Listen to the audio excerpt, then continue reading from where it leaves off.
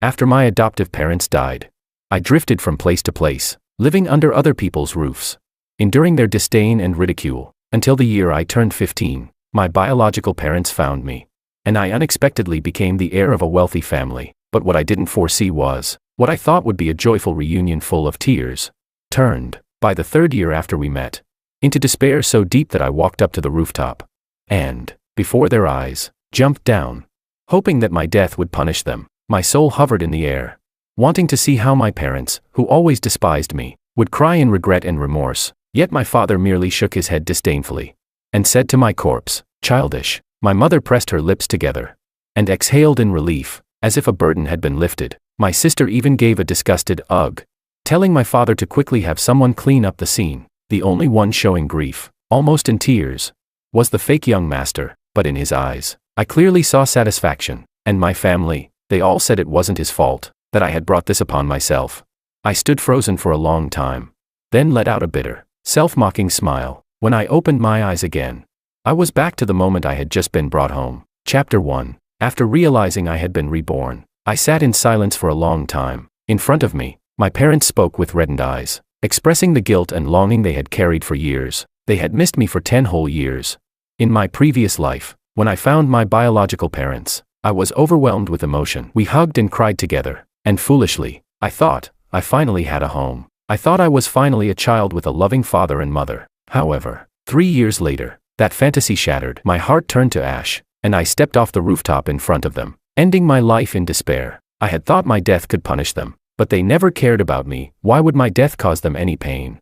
All I did was punish myself for someone else's sins. So now, I felt nothing at all, calm as a piece of wood. Sweetheart, are you still trying to adjust? It's okay. Mom will take you to pick your room first. Choose whichever you like. Seeing my silence, my mom led me upstairs to the 3rd floor. My dad followed with a smile, calling my sister, Alicia, urging her to come home quickly. Alicia replied impatiently, "Ugh, I don't have time. I'm hanging out with my friends." My dad frowned in displeasure, and my mom, looking awkward, explained to me, "Your sister's busy. She might not be back for a few days." In my previous life, I believed her. In this life, it didn't matter anymore. Believing her again wouldn't change anything. When we reached the 3rd floor, each room was bright and luxuriously decorated. My dad smiled and said, "George, go ahead and pick. You can stay in any room you like." My eyes locked onto the room nearest the stairs. On its wall hung a family photo, and my picture had been photoshopped into it. In my last life, I was instantly drawn to it and foolishly thought it meant my parents truly loved me. So I chose that room. I liked that family photo. However, my parents' expression subtly changed. They exchanged glances before quickly smiling again. "George, we forgot to tell you," my dad said. "This room actually belongs to your brother, Makoto." When Makoto heard you were coming, he cleared out his own room and said you should choose whichever you like. You should live in the biggest one. My eyes welled up with tears. A deep, unspeakable gratitude filled my chest. "Makoto's giving up his room for me," I said, moved beyond words. I still like that family photo, still like that room. My parents looked at each other again, hesitating to speak, but I, overwhelmed by emotion, had already stepped inside, staring blankly at the picture. Just then, Makoto came home with his backpack. Chapter 2. Makoto was the same age as me, 15. He was far more mature, not as naive or ignorant as I was. Seeing me in his room, he frowned slightly, then forced a light-hearted smile. "I heard my brother came home," he said. "I took a day off and rushed back. You like this room? Then it's yours." After saying that, he lowered his head and sighed softly. My parents noticed every subtle change in his expression. My mom quickly came in and tried to persuade me. "George, why don't you pick another room? This one's too big. I don't think it suits you." I asked. "Why not?" I was confused, and faintly sensed something strange in the atmosphere. But how could I have understood what was wrong back then? My parents had cried for me and shown such care. Makoto had even emptied his room so I could choose. I was their biological son. Was it wrong to choose the room I wanted? So, I was full of questions. My mom's expression changed again, as if she wanted to speak but stopped herself. My dad grew more stern, but said nothing. Makoto stepped forward to ease the tension. "Brother, it's fine, stay here. This house is yours too. You can live wherever you want." Chapter 3. I settled in. In the village, all I ever did was feed pigs or work the fields. Even after coming to the city, that was still all I knew how to do. But in the city, there were no pigs to feed, no fields to till, so I didn't understand, what was I doing wrong? I had only lived in Makoto's room for half a day before my sister Alicia came back and scolded me harshly. She stormed in, snatched the book from my hands, and threw it onto the floor. With clear disgust in her tone, she snapped. Where did this uncultured stray kid come from? This is Makoto's room. The dove occupies the magpie's nest. How shameless can you be? I froze. Not just because it was my first time meeting my sister, but because I truly couldn't understand. How did I end up occupying someone else's nest? So I called for our parents. They hurried upstairs, while Alicia struck first. Mom, Dad, what were you thinking? This is Makoto's room. Treating them differently like this, don't you see how much that hurts Makoto? My parents' faces twisted with conflict, unsure what to say, but I caught it, a fleeting flicker of irritation in my mother's eyes. The way she looked at me, I froze. That look was so familiar. After my adoptive parents passed away, when I lived with my uncle's family, my aunt used to look at me the exact same way. So that's what I really was, the dove that took another's nest. Chapter 4. Once upon a time, I too had a happy childhood. My adoptive parents were humble farmers, yet they gave me the purest love. They didn't have much money, but they always saved the best for me. However, when I was 6, tragedy struck. A sudden car accident took them both away, leaving me an orphan, forced to drift from one relative's home to another. Growing up under someone else's roof was never easy. I endured scornful looks and endless ridicule. I once believed that finding my biological parents would be the salvation of my miserable life, but I never expected that it would only mark the beginning of another cruel fate. The dove endured in silence, standing on the wire year after year. After countless hardships, it finally realized the truth. Things once lost and later found are like unexpected windfalls. They surprise you only because you had already given up ownership of them. In the end, the dove jumped off the building. How foolish it was. This time, I must not be foolish again. This time, I won't fight, won't compete, and I will no longer treat them as my family. A faint smile crossed my lips as I pointed toward the smallest room at the far end. I'll take that one, I said. My parents froze for a moment, then forced a relieved smile. Pretending to scold me, they said, "That's the storage room. Why pick that? Choose another one." "I'm used to small rooms," I replied. My tone tinged with a hint of self-mockery. They sighed, then agreed. Just like that, they calmly allowed their biological son, the one who had been missing for 10 years, to live in the storage room. The fake young master, Makoto, returned just in time. He came upstairs, surprised to see me settling into the storage room. I glanced at him, my face calm and unreadable. He thought I didn't know that he had deliberately edited that family photo, luring me into choosing his room. From the very first day I came home, he had already planned everything. He took 3 years to drive me out of this house, and I, through my own death, finally understood one truth. The best way to find redemption is to save yourself. The best way to feel love is to love yourself. Chapter 5. I moved into the storage room and closed the door. Makoto brought over the family photo and said, "Brother, I prepared this especially for you. Please, take it," I replied. "I'm not interested in fake photos, thanks." Speaking through the door, I took out the books I'd brought from the countryside. From the moment I was reborn, I already had a plan. I would save myself. I would love myself. For me now, the best way to live is to learn, to grow, and to become independent. Makoto spoke again from outside, voice uncertain. "Brother, are you upset with me? I understand. I'm the one who occupied someone else's nest." After all, he seemed to be talking to me. But in truth, his words were meant for our parents. As expected, my mother rushed to comfort him. "Your brother's probably just tired. Don't overthink it," my father added.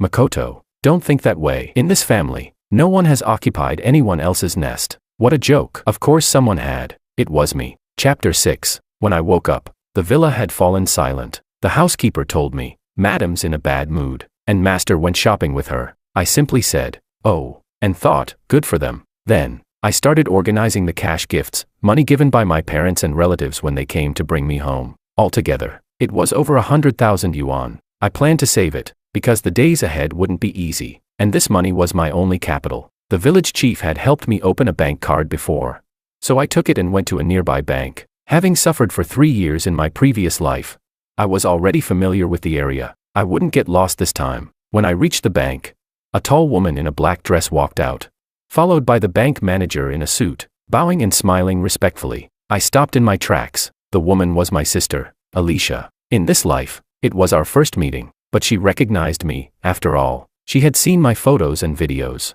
She glanced me up and down, rolled her eyes, and said, "George?" "Yeah," I replied lightly. The bank manager's eyes lit up, and he asked enthusiastically, And who might this be? Alicia let out a cold snort and snapped. What's it to you? Why are you asking so much? The manager chuckled awkwardly and hurried away. Alicia turned back to me. So, you just got home, and you're here for what? I shrugged. To deposit money. I answered truthfully, walking over to get a queue number. Deposit money? Those cash gifts? Alicia sneered. I thought you'd hand them to mom and dad for safekeeping. That's what we all did as kids. I didn't respond. Alicia gave a short, disdainful laugh. You sure are greedy. But remember, you can cling to your own money all you want. Just don't touch what doesn't belong to you. Exactly the same as in my previous life, the first week after I returned back then. Alicia had lost a gold necklace, and immediately accused me of stealing it. In her eyes, I was uneducated, obsessed with money, and a walking disaster. And now, even though the necklace hadn't been lost yet, she had already passed her judgment, but I neither argued nor cared. I was just there to deposit my money, nothing more. Alicia snorted one last time and walked away in her heels. Chapter 7. That evening, my parents and Makoto were all home. They were helping me choose a school. The brochures spread out before us were all elite, aristocratic academies. I immediately made my own choice. I don't want to go to a private elite school, I said. I want to attend C-City No. 1 high school, a key public high school, study hard, get into college, leave this house. That was my plan. I had no desire to be some wealthy heir, and even less interest in competing for family inheritance. My parents looked surprised. Makoto struggled to hide the smirk tugging at the corner of his lips as he said, "Brother, we don't need to go to ordinary schools. We don't even need to take the college entrance exam. We're supposed to study abroad in the future." My mom chimed in.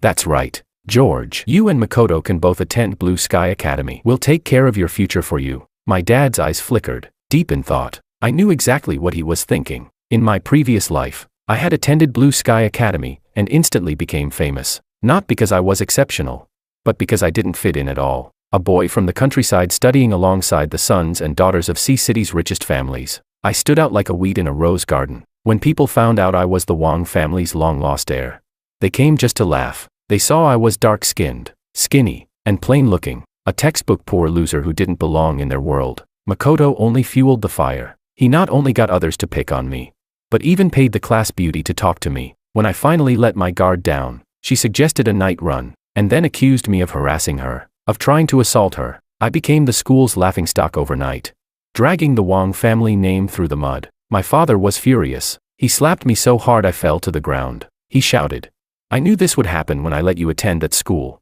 You've completely disgraced our Wang family." My father cared about one thing, saving face, and I had torn that mask apart. Now, in this life, he was thinking about that same face again. Makoto could uphold it, but me. I only like public schools, I said firmly. Let me attend C-City No. 1 high school. My mother opened her mouth to argue, but my father cut her off. Enough. Let the boy decide for himself. If we love our children, we shouldn't force them. I almost laughed, but held it in. The laughter that never escaped my throat curled into a cold, bitter ache in my heart. Chapter 8. I started high school. C-City No. 1 high school. It was the farthest school from home. So after 2 weeks of classes, I took the chance to propose that I live on campus. Everyone at the dinner table looked surprised. Alicia glanced at me with that mocking tone of hers. Live on campus? George, why do you seem so distant from mom and dad? You've been home for over half a month now, still not used to it. How could I possibly get used to it? In my last life, I endured 3 long years here, and even then, I never got used to it, I said calmly. Living on campus makes it easier to study. My voice was flat, emotionless. Alicia pressed her lips together and said nothing. My mom looked worried. George, is there something you want to tell us? I just feel like you don't fit in with us somehow. Yeah, we don't fit, and the less we see each other, the better, I replied. It's really just to study better, I explained again, evenly. Makoto lowered his head, his tone low and pitiful. Brother, you must hate me, right?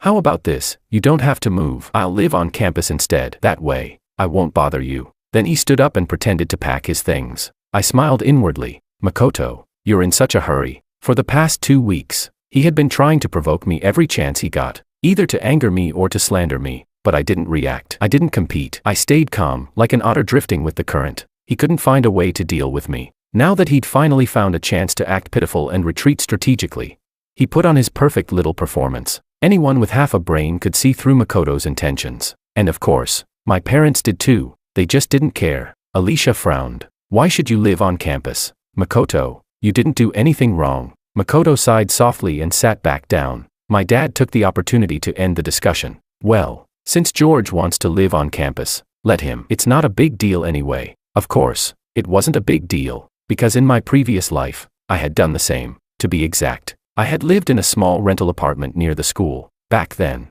Makoto had provoked me over and over again. Until one day I finally lost control and fought back. We tumbled down the stairs together. I was fine, but Makoto hit his head and bled heavily. For a brief moment, I felt relieved, even triumphant. But when the family came running over, I realized just how wrong I was. My mom rushed to lift Makoto up, tears streaming down her face in worry. My dad grabbed me by the collar, shouting furiously, "George, what's wrong with you? Are you a mad dog?" Alicia was there too. Without a word, she slapped me hard across the face. "This isn't the countryside. Who allowed you to fight like a wild dog? Apologize to Makoto." Chapter 9. The whole family's anger poured onto me. I had no choice but to apologize. Makoto, ever the actor, seized the chance to play the victim. He started packing again, saying, "My brother clearly hates me. I'll just move out and stay somewhere else." Of course, my family rushed to stop him, pleading with him to stay. I just stood there, dazed, trying to process it all. Alicia glared at me. "You're the one who hit him. If anyone should move out, it's you." That's when it hit me. No wonder my parents always looked at me like they had something to say but never did. So that's what they wanted all along. For me to be the one to leave. It was like being struck by lightning. Everything suddenly made sense. In the end, I was the one who moved out. Forced to leave my so-called family behind. That small rented apartment, I lived there for 2 whole years. As the memories faded, I quietly went upstairs to pack my things. This time, I would leave earlier, just as they wished. Chapter 10. So, at 15 years old, I rented a small apartment near C-City No. 1 high school, choosing not to live in the school dormitory. Only the driver, Marco, helped me settle in. He looked puzzled and asked, "Young Master Wang, you're living here alone. Why didn't Master and Madam come with you?" Of course, they wouldn't come. Makoto had expressed interest in learning about the family company today. So my parents were busy taking him to get familiar with it. Seeing my silence, Marco tried to smooth things over awkwardly. "They're probably just busy, you know. Once they're done, they'll come see you." But Marco was wrong. My parents never came. My mother only gave me a single phone call. "George, have you settled in?" she asked. "Oh, you're still so young, living alone outside. Mom really worries about you." I told her I'd settled down fine. She sighed several times after that but said nothing more. You see, without 70% love, how can there even be 30% of words? After hanging up, I looked around the small apartment that now belonged entirely to me. And for the first time, I smiled sincerely. I no longer had to be the dove. The days that followed were simple. Eat, sleep, study. A steady rhythm of 3 points forming a straight line. No need to think about family matters anymore. They didn't think of me either. More than a month passed, and I didn't receive a single call. It was as if everyone were dead. Later, I ran into Makoto. On my way home from school, I saw him riding a motorcycle, leading a noisy pack of followers through the streets. So bold, so arrogant. It stunned me for a moment. As a rich second-generation heir, riding a motorcycle around like that was strictly forbidden. If our parents found out, they'd definitely scold him. He seemed to notice me too. He revved the engine and pulled up right in front of me. Before I could say anything, he took off his helmet, looked me up and down with disdain, and said, "George, long time no see." "Yeah," I replied. He crossed his arms coolly, then asked, "Mom and Dad haven't called you once, have they?" I nodded. He smirked. "Want to know why?" I shook my head. He chuckled. "Actually, they did want to call you, but every time they tried, I told them maybe I should be the one to move out instead, and then they'd feel too guilty to call you." He leaned in slightly, his grin widening. "But the main reason? They're resentful toward you." I stayed silent, listening. Makoto could barely contain his laughter. "You've been home for so long, yet you treat Mom and Dad like strangers. You really think they wouldn't resent that?" Honestly, I didn't expect to win without even fighting. I was terrified you'd come back to compete with me for the inheritance. But instead, you just left and handed everything to me. "Really, thank you." He said all this while carefully watching my face, probing for a reaction, trying to figure out if I was naturally foolish or just choosing to step aside. I almost laughed. "Isn't he tired?" "I have something to do. I'll go first," I said calmly, putting on my jacket and heading toward my apartment. A girl with heavy makeup leaned close to Makoto and asked, "Babe, who's that?" Makoto sneered. "Who else? My cheap parents' biological son." The girl frowned and hissed, "Hey, Don't speak that way about Mr. and Mrs. Wang, Makoto scoffed, spat on the ground, and turned his bike around, speeding off without care. Clearly, he didn't respect our parents. He didn't even love them. I smiled faintly. Mom, Dad, you're the ones I pity the most. Chapter 11. During the summer break of my first year in high school, I decided to go home for a visit. But when I arrived, the house was empty. The housekeeper, who was cleaning the pool, told me, "Sir and Madam went on vacation to the seaside with the family. They left yesterday." She looked puzzled. "They didn't tell you?" I didn't answer. I just turned and left. Halfway back, my phone buzzed. It was a message from my mother on WeChat. "Mom, George, we're going on a seaside vacation for at least half a month. Do you want to come along?" I stared at the message, finding it absurd. They were probably already at the beach, and now she remembered to invite me. I thought for a moment, then deliberately replied, "I'll go." There was a long silence. Then finally, her reply came, "Mom, George, then hurry home within half an hour. Your dad made a silly mistake with the tickets. We have to leave right away." Half an hour? Their villa was in the east of the city, while my school was in the west. Even by taxi, it would take nearly an hour. My mother was clever. That was her way of neutralizing my attack. I replied simply, "I can't make it in time. You all go ahead." I smiled as I sent it. What was I laughing at? I honestly didn't know. Chapter 12. That summer, I didn't slack off. To prepare for the college entrance exam, I hired a private tutor and studied in advance. I spent nearly the entire vacation buried in books. When I got tired, I'd check my phone, scroll through social media. Every now and then, my parents' updates would pop up in my WeChat feed. They loved posting photo grids, 9 pictures at a time. One of them would be a selfie of the two of them. One, a heavily filtered photo of my sister, Alicia, and the other 7. All Makoto. Makoto surfing, Makoto flying a helicopter, Makoto riding a jet ski, Makoto steering a yacht. He sure knew how to show off. And me? Just a clueless country bumpkin. Of course, I didn't care. Not anymore. Unlike in my previous life, when they deliberately left me behind and I, foolish and anxious, called them to ask if they had forgotten me. This time, I didn't. Now, I just gave every post a like, no matter who posted it.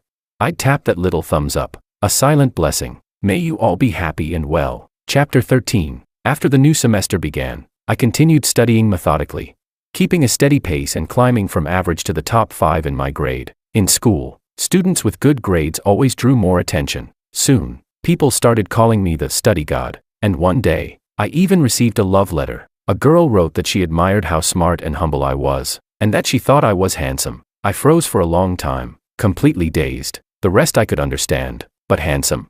Who? Me? I turned to my deskmate and asked, "Do you think I'm handsome?" He rolled his eyes dramatically. "Ugh, stop showing off." Yeah, you're handsome." "Wait, what? Seriously?" I pulled out my phone and, for the first time in days, really looked at myself in the camera. And well, he wasn't wrong. I didn't look like that dark, skinny, malnourished monkey anymore. My features had grown sharper, more defined. I had changed, actually changed. Maybe it was because I'd stopped draining myself emotionally, and my spirit had begun to heal, which showed on my face. Turns out, when a man starts treating himself better, when he learns to love himself first, everything changes. As I stared at the reflection on my phone, I forgot to blink. My eyes grew hot and stung with tears. My deskmate gasped, "Dude, did you just cry because you realized how handsome you are?" Chapter 14. My grades kept improving day by day, and as they did, I too began to change. I didn't pay much attention to it, because as I grew older, my desire for independence grew even stronger, especially after entering my final year of high school.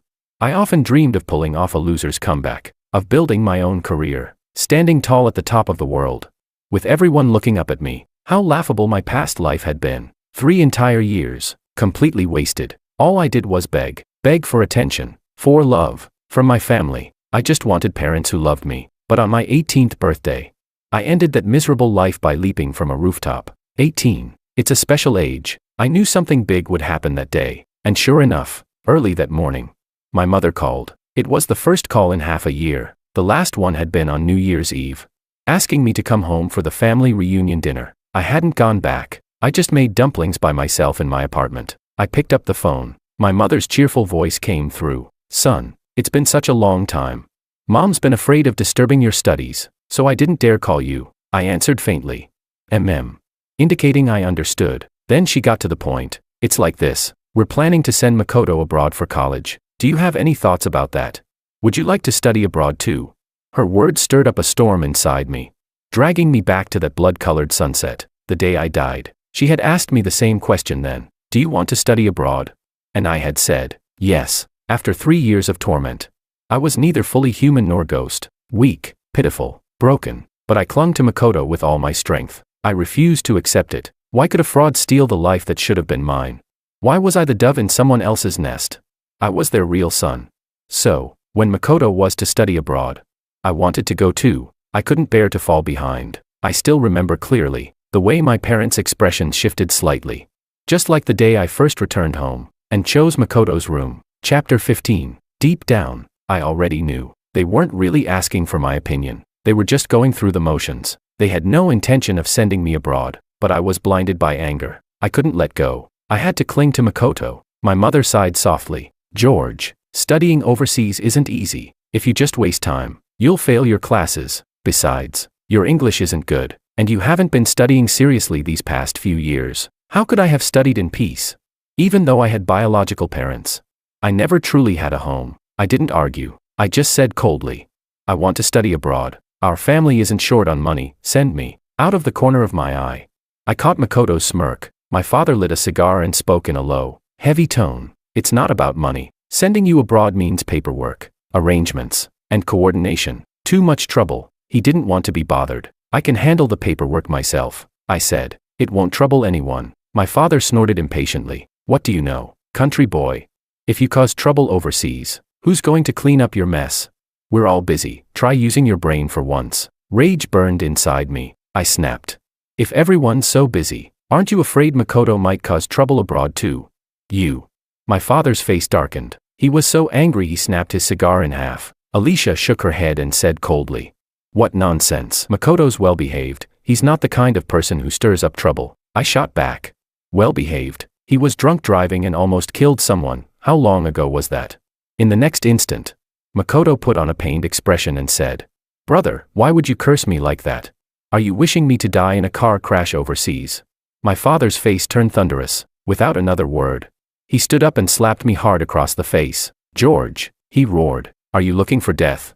Chapter 16. Blood trickled from the corner of my mouth after that slap, and the emotions I had bottled up for so long finally exploded. Like a beast gone mad, I roared. Who the hell do you think you are to hit me? It was you who asked me whether I'd go abroad. You asked me. You've never treated me like family, never. You'd be happier if I were dead. Is that it? Will you only be satisfied when I die? Everyone was stunned for a moment, then their shock turned into humiliation and rage. My mom dropped her fake kindness and snapped. George, what's wrong with you? Have you no shame?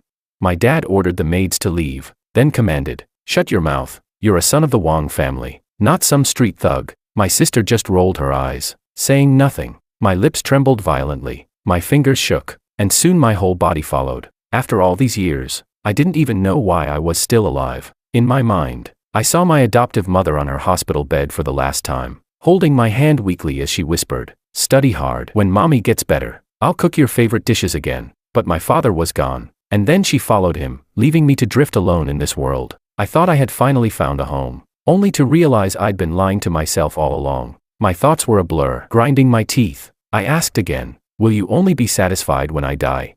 Yes, go to hell. Then, my sister sneered, her voice dripping with disgust. My parents waved their hands impatiently. Get out. I stopped trembling. Even my heart seemed to stop beating. A strange calm filled me, empty yet powerful. I turned and bolted upstairs. 5 flights. In one breath. No one stopped me. No one cared. I reached the rooftop and ran straight to the edge. As I climbed over the railing, one of the maids below screamed, George, don't do anything rash. Everyone in the villa came out to watch. My parents and Alicia stepped outside. Makoto was still laughing, mocking, proud, amused. The wind lashed against me. My body shivered hot and cold. My mom cursed at me. Jump then. When will you ever learn to behave? So many servants were watching. She thought I was humiliating her. How disgraceful. Right. My dad was so furious he couldn't speak. He just waved his hand furiously, signaling for me to jump. He shouted, if you've got the guts, then do it. My sister tried to stop me, but her tone was dripping with sarcasm. Don't jump here, she sneered. You'll dirty the floor. I gave a bitter smile. Sorry, for dirtying your floor. I closed my eyes and leapt. Chapter 17. I was dead. My legs were shattered to pieces. My skull cracked open, and not a single breath remained in me. My soul drifted above, and to my surprise, I felt satisfied. I glared fiercely at that pile of broken flesh that used to be me, and at my so-called family standing around it. If I could still speak, I would have screamed, "See, I'm dead now. Are you satisfied?" I imagined them finally regretting it, finally realizing what they had done, but they didn't. My father dismissed all the maids, then shook his head coldly and spat, "Childish." My mother trembled slightly, but not a single tear fell. She only pressed her lips together and sighed deeply. What a foolish child, too foolish. Yet behind that sigh, there was relief. She had finally rid herself of the burden that was me. My sister let out a disgusted ugh, and told my father to call someone to clean up the corpse. The only one who looked grief-stricken, almost to the point of tears, was Makoto. His voice rasped, "Bro, why were you so impulsive?" But in his eyes, I could see nothing but triumph. He was finally free of worry. My family all said it wasn't his fault, that I had brought it upon myself. I stared blankly for a long while, then began to fade away. George, how could you be so stupid? Chapter 18. The searing pain of death still lingered, making me shiver. My thoughts snapped back. On the phone, my mother's voice asked gently, "Son, why are you so quiet? Tell me, do you want to study abroad?" I replied, "No," I said curtly. "I still have class. I'm hanging up now." She sighed. "Ah, you really never want to trouble us, do you? Son, your dad and I love you very much. We just hope you can study overseas and broaden your future." Her words were kind, persuasive. I hung up, and went back to studying. Chapter 19. After Makoto went abroad, my college entrance exam was just around the corner. For many rich kids, the exam was nothing more than a minor obstacle, something they could easily skip, but for me, it was the most important turning point of my life. With the confidence of being the top student in my grade, I was aiming for the best university in the entire country. I was certain of victory. When I walked out of the exam hall, tears streamed down my face. My deskmate rolled his eyes like a dead fish and said, "What the hell are you crying for? Got moved to tears by your own handsomeness again?" I was speechless, but after his comment, I actually went to check a mirror, and, well, what do you know? After admiring myself for half an hour, I nodded in approval, not because I'd gotten any more handsome, but because, for once in this lifetime, I finally looked like someone who was truly alive. There was still a bit of money left in my bank card, so I decided to reward myself with a trip to the seaside. It was the first time in 3 years that I had gone anywhere far. I took 2 photos, one of the ocean, one a selfie. Then, for the first time ever, I posted a social update. I didn't know what to write for the caption, so I just added a grinning emoji. My mom was the first to like it. She commented, "George, is this really you?" I replied, "Yeah." She asked again, "Really? You've changed so much." "Yeah, so much that even my own mother couldn't recognize me." My dad didn't like the post. Instead, he sent me a WeChat message, "Where did you go?" I said, "To see the sea." He paused for a while before replying, "You could have told us. Your sister wanted to go too. Would have been nice to go as a family." I didn't respond. That evening, my sister liked my post as well. She commented, "Need me to help with another makeover? I'll turn you into a real heartthrob." I ignored her. Chapter 20. Before the exam results were released, I went out to work. After half a month, my mom finally found out where I was by asking my teacher. She scolded me over the phone. "Son, why do you always run off without saying a word? If something happened, we wouldn't even know. Come home, there's no need for you to take some part-time job." I said, "It's fine, I just want to earn some tuition money. College life costs a lot." She laughed in exasperation. "Do you think our family is short on tuition money?" Of course we are. In 3 years of high school, I had never once asked them for money, and they had never once offered any. The cash gifts I received during holidays had kept me afloat for all 3 years. I smiled but said nothing. Then she suddenly seemed to realize something and hurriedly asked, "Your dad, he never gave you any allowance?" I answered, "No, not even once." After saying that, I hung up, too busy. The production line couldn't run without me. Chapter 21. The day the results came out, the whole school erupted in celebration. I had achieved my goal. I got into Peking University. Not only that, I was the top scorer in the entire city, and even got interviewed by the local TV station. My homeroom teacher was so moved that she burst into tears, praising me again and again as a genius. I smiled quietly, but then, my smile froze, because my parents showed up. The teacher had invited them for a group photo. My mom was so excited she could barely stop smiling. Even my dad, usually stern and cold, was chatting amiably with the officials, shaking hands, boasting proudly. Apparently, Being the city's top scorer was a title prestigious enough to please even the wealthy. I turned and left. I didn't want to be in any photo with them. As I walked out of the school gate, a red Ferrari pulled up, and a tall woman stepped out. Alicia. We looked at each other. She froze for a second, then asked, "Didn't Mom and Dad say they came to find you? Where are you going by yourself?"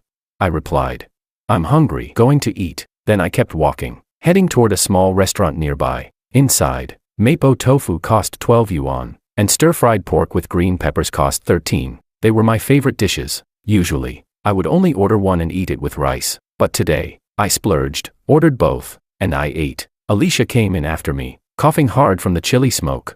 Covering her mouth and nose in disgust as she sat beside me, she said disdainfully, "You actually eat this stuff?" I nodded. "It's good." Her brows furrowed tightly, and she fell silent for a moment. Then, as if remembering something, she added, "Makoto's living way better than you. He gets over 200,000 yuan a month abroad, and I heard he parties every day." I kept eating my tofu, seeing I didn't react.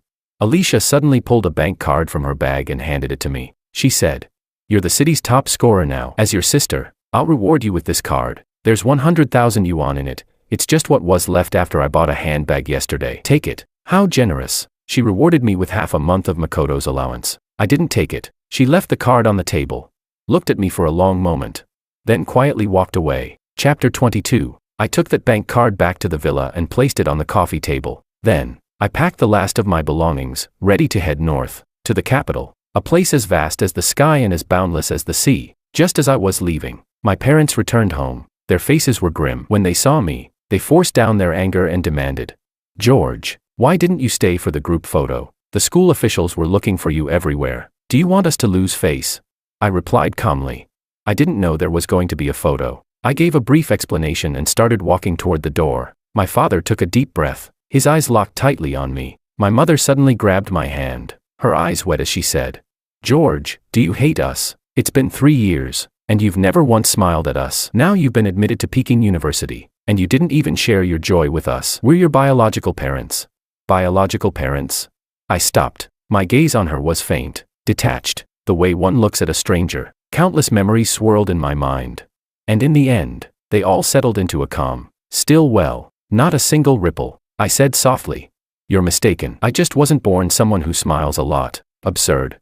My father's voice trembled with fury as he unleashed his patriarchal authority. "George, ever since you came home, you've been against us. We waited 10 years to have you back, 10 years. All we wanted was to be close to you, but you, always that cold face. You can't even get along with Makoto. What? Do you think we owe you something?"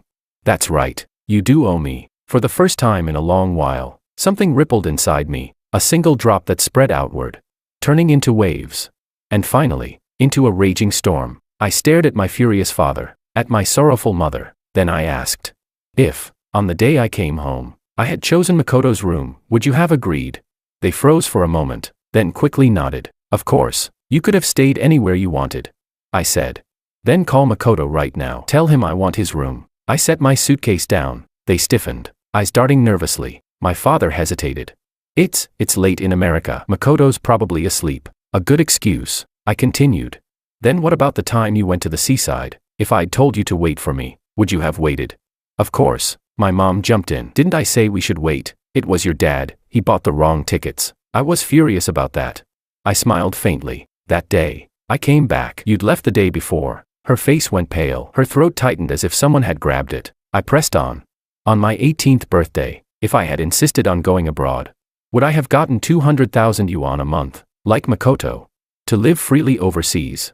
"Yes," my father said firmly. "Good," I said. "Then I'll go abroad now. Please help me with the paperwork, and tell Makoto I'll be coming." My gaze darkened. My father froze again, stammering, "That might not be proper. Let's, discuss it with Makoto first, after he wakes up." I laughed, picked up my suitcase, waved my hand, and said only one word, "Goodbye." No one chased after me. Only 2 people stood there, ashamed and anxious, watching me walk away. Chapter 23. After enrolling at Peking University, I became even more diligent, because I wanted to become a powerful CEO standing at the peak of the mountain, not a self-pitying, real young master wasting his life away. In my sophomore year, Alicia came to the capital with some friends. She dropped by to see me. The first thing she did was complain. "Makoto's getting worse and worse abroad, completely out of control." I asked her what happened. She hesitated for a long time before finally muttering. He's gone astray. Gambling, drugs, women, he's done it all. Our parents had already flown over to bring him back by force. I smiled faintly and said nothing. That winter, right before the new year, my parents returned home with Makoto. Makoto had rotted completely. He'd always been bad, just good at pretending while at home. Once he left, free and rich beyond measure, his wildness bloomed unchecked. He spent money recklessly and lived like a beast unchained. Even after coming back, he refused to change. He partied day and night, and often clashed violently with our parents. One night, my mom suddenly video called me. I was half asleep, having just gotten up to use the bathroom. So I answered. On the screen, her hair was a mess, her cheeks swollen red, her eyes filled with despair and exhaustion. I asked, "What happened?" She burst into tears. "Your brother, he brought several women home in the middle of the night to mess around. It was disgusting." I scolded him, and he hit me. Look at my face. Her swollen face looked almost comical. I stayed silent. She wiped her tears, voice trembling with misery. "Your father's away on a business trip. I can't handle him alone. Heaven must be punishing us. We never should have spoiled him. I thought he was just playful. But he's selfish, stubborn, hopeless." She went on, pouring out her grievances, but I was too tired, listening to her crying and rambling apologies. I drifted off to sleep, half conscious. I could still hear a broken voice sobbing. "Son, are you asleep? Mom just wants to say." "I'm sorry." I turned over and hung up the call. Too noisy. Chapter 24. While Makoto was turning the house upside down, I was soaring forward in the nation's top university. I became my professor's favorite student. My name appeared in academic journals, and I spoke confidently at national conferences. By senior year, I was already a rising star, a name admired and discussed across the field. My parents, surprisingly, had been keeping tabs on me all along. They would often send messages, praising me, calling me the pride of the Wang family. I never replied. That same year, my father fell ill. They said it was due to rage and stress. He'd vomited blood. My mother and sister begged me to come home, saying my father wanted to see me. I happened to be on break and planned to visit the seaside, passing through my hometown. I decided to stop by for a moment, but when I entered the villa, my mother didn't mention my father at all. Instead, she eagerly pulled me upstairs to the third floor. I asked, "What's going on?" She didn't answer, just led me into the largest, most spacious room, smiling brightly. "Look, son, we completely redecorated this room. Everything's new. Do you like it?" Indeed, the place looked completely different, brand new from floor to ceiling. I wasn't particularly interested, so I asked casually, "Makoto doesn't live here anymore?" At the mention of his name, my mother's face darkened. Her eyes clouded over. She said bitterly, "Live here? He doesn't deserve it. He's not even my real son." Her words surprised me for a second, but my mind wasn't really on that topic. I just gave a quiet "oh," and said I'd only stopped by and would be leaving soon. That made her anxious. She grabbed my hand tightly. "Why are you in such a hurry? You haven't even seen your father yet." He didn't fall sick from anger, he was beaten. I raised an eyebrow. Who dared to hit him? Makoto. She spat through clenched teeth. That beast colluded with our business rivals, trying to steal confidential documents. When your father caught him, he shamelessly beat him up and stabbed him in the shoulder with a fruit knife. Quite the drama. I was laughing inside, but asked on the surface, "Did you call the police? Makoto should be in jail then." She shook her head. "We want to handle this ourselves. Anyway, that bastard Makoto, we're done with him." "Is that so?" Then they could handle it however they wanted. I noticed the time. It was getting late, so I got up to leave. My mother followed me to the door, pleading, "Stay for dinner. Your sister's bringing your father home from the hospital soon." And indeed, as she spoke, they arrived. My father came in, his shoulder bandaged, his face pale and weak. Alicia's face was flushed with anger and frustration. When they saw me, both of them smiled. My father spoke first. "George, you're back. I wasn't supposed to be discharged yet, but I insisted, just so I could see you." I nodded slightly, saying nothing. Alicia leaned closer, blinking playfully. "George, you're amazing. You're famous at Peking University now." She thought she looked cute. For a moment, I was dazed. So even the cold and arrogant Alicia could act like this. In both lifetimes, this was the first time I'd seen it. Seeing I didn't respond, she looked awkward and uncomfortable. My mom quickly stepped in to ease the tension. "It's rare for the family to be together. Come in. Let's have dinner." They surrounded me warmly, ushering me inside. I glanced at the time again and shook my head. "No," I said softly. "I don't want to miss the sunset." Chapter 25. I left again, After watching the sea, I returned to Peking University. By senior year, I had joined forces with a few friends to start a business. It wasn't an easy road, but it was meaningful. By my second year of graduate school, our venture finally began to pay off. I earned my first bucket of gold, 800,000 yuan. Life grew busier by the day, balancing academics and business. I often worked until I dropped, falling asleep the moment I hit the bed. I stopped paying attention to any messages from home. After graduating with my master's, my old partners and I officially registered a company. We had our own name, our own team, and our own place in the world. We didn't earn much, certainly nothing compared to my wealthy parents, but we were independent. And that sense of accomplishment was priceless. It was around then that I saw Makoto again. He came alone. The moment he saw me, he threw a punch. Fortunately, I reacted quickly and blocked it. Without hesitation, I punched back. He wasn't fast enough. My fist connected squarely, leaving him dazed, blood trickling from the corner of his mouth. He spat on the ground and snarled. So that's it, huh? The whole family's abandoned me. You happy now? I calmly took out a tissue and wiped my hand. Didn't respond. He gritted his teeth. George, you win. I never imagined that your distance from the family was part of a grand plan. Retreating just to advance. What a ruthless strategy. I sighed. Have you been watching too many TV dramas? Lifting my eyes to him, I added quietly. Did it ever occur to you that maybe I stayed away from the family, simply for my own sake? Bullshit, Makoto shouted, eyes wide with rage. Mom, Dad, even Alicia, they've all cut ties with me because of you. They don't recognize me anymore. You're the only son they acknowledge. I shook my head and called the police. The officers arrived soon after and took Makoto away. After giving my statement, I decided to inform my mother. When she heard my voice, she trembled with excitement. Son, you finally called. It's been years since you came home. How have you been? I heard you started a company. Are you tired? Are you? I cut her off. I called to tell you. Your son's at the police station. Come pick him up. What? I briefly explained the situation, intending to hang up. But she burst into tears. George, you're my son. Makoto's been banished. We don't want him anymore. I don't want to bring him home. I want to bring you home. Can I? No, I was busy, I replied. No. Chapter 26. After being named one of the top 10 outstanding young entrepreneurs of the capital, the year's end was approaching once again. I stood before the floor-to-ceiling window in my CEO office, a glass of wine in hand, quietly savoring the view of the glittering city lights. At that moment, I was 30 years old. From 15 to 30, I had walked a road 15 years long. It hadn't been an easy one. Jumping off a building only takes 3 years, but to rise from nothing to the top of the mountain, that takes 12 more. And I was grateful that I had chosen those 12 years. 12 years had changed everything. The leading corporation of City C, the empire my parents built, had fallen. When the tree collapses, the monkeys scatter. Their downfall was miserable. Rumor had it they even mortgaged their villa. Makoto had gone to prison. After losing his financial lifeline, he got involved in dirty business and took a life. He was sentenced to 20 years. As for Alicia, she had tried to save their company, using the family's remaining funds to start a new one. At this very moment,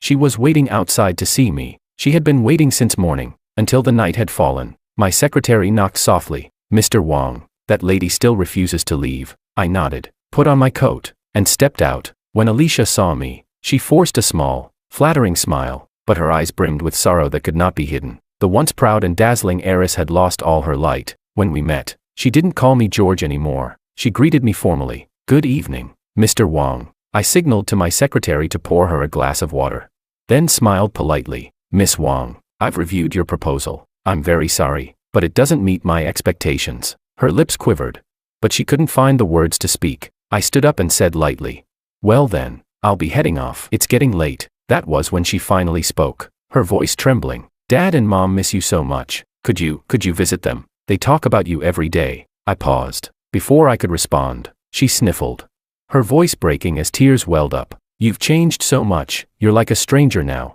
but we're still family, aren't we? Could you please not be so heartless? I turned and looked at her. And once again, the image from my past life came to me. Alicia slapping me across the face, calling me a bastard child. I smiled. When I was 15, I said quietly, I never begged you not to be heartless. So now, you shouldn't beg me not to be. That was my answer. Alicia froze, lowering her head, her spirit completely broken, and I yawned, stepping out into the lazy glow of the night, humming softly. I walked toward the future that awaited me, a future filled with peace, confidence, and self-love. That broken body, once lying in a pool of dirty blood. No longer needed to beg for anyone's love. He had gathered his strength, stood up, smiled proudly, and finally learned to love himself.